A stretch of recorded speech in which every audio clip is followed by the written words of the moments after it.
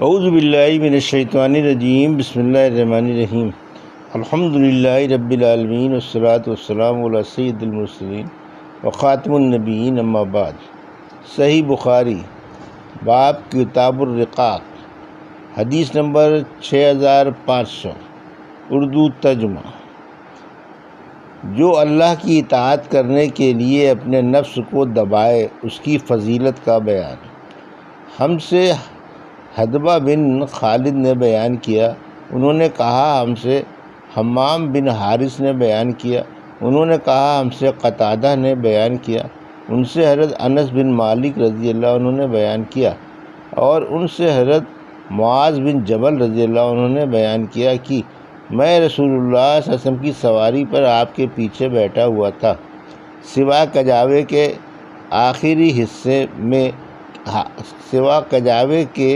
آخری حصے کے میرے اور آن صلی اللہ علیہ وسلم کے درمیان کوئی چیز حائل نہیں تھی۔ آن صلی اللہ علیہ وسلم نے فرمایا معاذ، میں نے عرض کیا لبیک و سعدیک یا رسول اللہ۔ پھر تھوڑی دیر آن حضرت صلی اللہ علیہ وسلم چلتے رہے، پھر فرمایا اے معاذ۔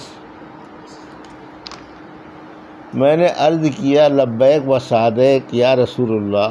پھر تھوڑی دیر مزید آن صلی اللہ علیہ وسلم چلتے رہے، پھر فرمایا اے معاذ۔ میں نے عرض کیا لبیک و سعدیک رسول اللہ۔ فرمایا تمہیں معلوم ہے کہ اللہ کا اپنے بندوں پر کیا حق ہے؟ میں نے عرض کیا اللہ اور اس کے رسول صلی اللہ علیہ وسلم کو زیادہ علم ہے۔ فرمایا اللہ کا بندوں پر یہ حق ہے کہ وہ اللہ ہی کی عبادت کریں اور اس کے ساتھ کسی کو شریک نہ ٹھہرائیں۔ پھر آن صلی اللہ علیہ وسلم تھوڑی دیر چلتے رہے اور فرمایا اے معاذ جبل۔ میں نے عرض کیا لبیک و سعدیک یا رسول اللہ۔ فرمایا تمہیں معلوم ہے کہ جب بندے یہ کر لیں تو ان کا اللہ پر کیا حق ہے؟ میں نے عرض کیا اللہ اور اس کے رسول کو زیادہ علم ہے۔ فرمایا کہ بندوں کا اللہ پر یہ حق ہے کہ وہ انہیں عذاب نہ دے۔ حدیث نمبر 6501، اردو ترجمہ۔ تواضع یعنی عاجزی کرنے کے بیان میں۔ ہم سے مالک بن اسماعیل نے بیان کیا، کہا ہم سے زبیر بن معاویہ نے بیان کیا، کہا ہم سے حمید نے بیان کیا، ان سے حضرت انس رضی اللہ عنہ نے کہ نبی کریم صلی اللہ علیہ وسلم کی ایک اونٹنی تھی۔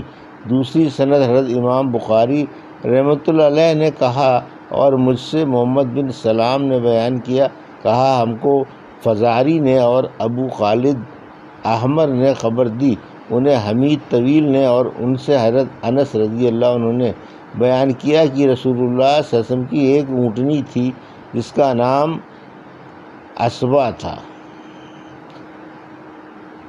کوئی جانور دوڑ میں اس سے آگے نہیں بڑھ پاتا تھا۔ پھر ایک اعرابی اپنے اونٹ پر سوار ہو کر آیا اور وہ آن صلی اللہ علیہ وسلم کی اونٹنی سے آگے بڑھ گیا۔ مسلمانوں پر یہ معاملہ بڑا شاق گزرا اور کہنے لگے کہ افسوس، اسبا پیچھے رہ گئی۔ آن صلی اللہ علیہ وسلم نے اس پر فرمایا کہ اللہ تعالیٰ نے اپنے اوپر یہ لازم کر لیا ہے کہ جب دنیا میں وہ کسی چیز کو بڑھاتا ہے تو اسے وہ گھٹاتا بھی ہے۔ حدیث نمبر 6502، اردو ترجمہ۔ مجھ سے محمد بن عثمان نے بیان کیا، کہا ہم سے خالد بن مخلد نے، اور کہا ہم سے سلیمان بن بلال نے، ان سے شریک بن عبداللہ بن ابی نمر نے، ان سے عطا نے، اور ان سے ابو ہریرہ رضی اللہ عنہ نے بیان کیا کہ رسول اللہ صلی اللہ علیہ وسلم نے فرمایا اللہ تعالیٰ فرماتا ہے کہ جس نے میرے کسی ولی سے دشمنی کی ہے اسے میری طرف سے اعلان جنگ ہے، اور میرا بندہ جن جن عبادتوں سے میرا قرب حاصل کرتا ہے اور کوئی عبادت مجھ کو اس سے زیادہ پسند نہیں ہے جو میں نے اس پر فرض کی ہے، یعنی فرائض مجھ کو بہت پسند ہیں، جیسے نماز، روزہ، حج اور زکوٰۃ، اور میرا بندہ فرض ادا کرنے کے بعد نفل عبادتیں کر کے مجھے سے اتنا نزدیک ہو جاتا ہے کہ میں اس سے محبت کرنے لگ جاتا ہوں،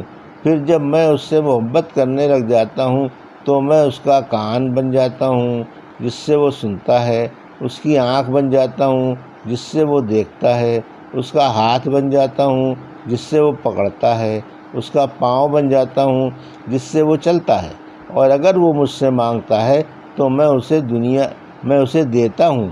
اگر وہ کسی دشمن یا شیطان سے میری پناہ کا طالب ہوتا ہے تو میں اسے محفوظ رکھتا ہوں، اور میں جو کام کرنا چاہتا ہوں اس میں مجھے اتنا تردد نہیں ہوتا جتنا کہ مجھے اپنے مومن بندے کی جان نکالنے میں ہوتا ہے۔ وہ تو موت کو بے وجہ تکلیف جسمانی کے پسند نہیں کرتا، اور مجھ کو بھی اسے تکلیف دینا برا لگتا ہے۔ حدیث نمبر 6503 اردو ترجمہ۔ نبی کریم صلی اللہ علیہ وسلم کا ارشاد کہ میں اور قیامت دونوں ایسے نزدیک ہیں جیسے یہ کلمے اور بیچ کی انگلیاں نزدیک ہے۔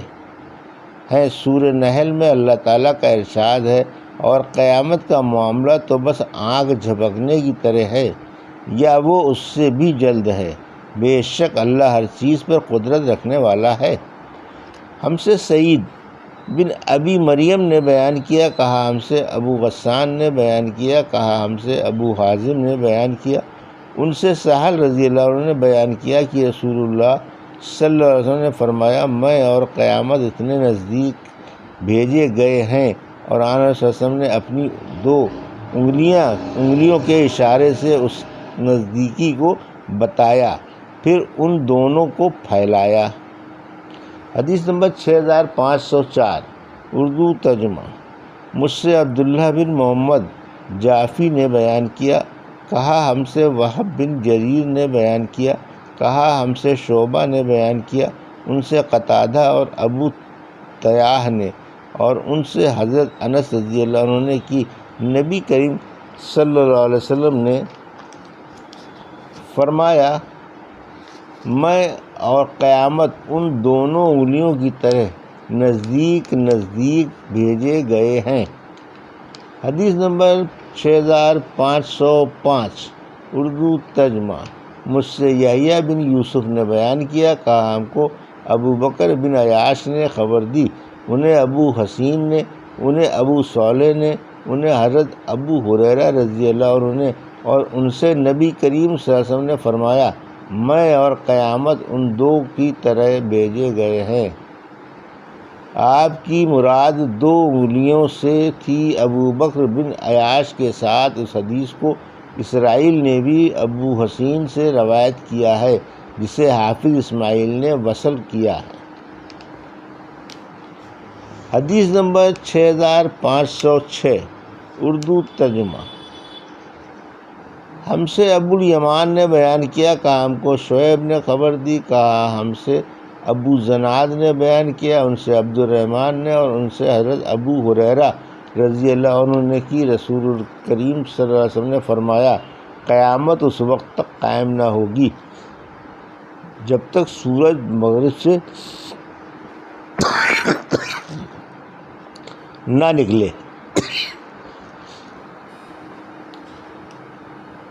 نکلے گا۔ جب سورج مغرب سے نکلے گا اور لوگ دیکھ لیں گے تو سب ایمان لے آئیں گے۔ یہی وہ وقت ہوگا جب کسی کے لیے اس کا ایمان نفع نہیں دے گا جو اس سے پہلے ایمان نہ لایا ہوگا، یا جس نے ایمان کے بعد عمل خیر نہ کیا ہو۔ پس قیامت آ جائے گی اور 2 آدمی کپڑا درمیان میں خرید و فروخت کے لیے پھیلائے ہوئے ہوں گے۔ ابھی خرید و فروخت بھی نہیں ہو چکی ہوگی، اور نہ انہوں نے اسے لپیٹا ہی ہوگا کہ قیامت قائم ہو جائے گی۔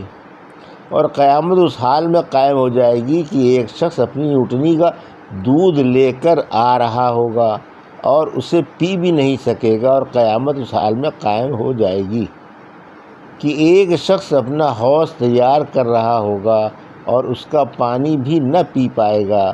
قیامت اس حال میں قائم ہو جائے گی کہ ایک شخص اپنا لقمہ اپنے منہ کی طرف اٹھائے گا اور اسے کھانے بھی نہ پائے گا۔ یہ تھی صحیح بخاری باب کتاب الرقاق کی حدیث نمبر 6500 سے 6506 کا اردو ترجمہ جو ابھی آپ نے سماعت فرمایا۔ اللہ سے دعا ہے کہ اللہ ان حدیثوں کی صحیح سمجھ عطا فرما اور ان پر عمل کرنے کی توفیق عطا فرما، آمین یا رب العالمین۔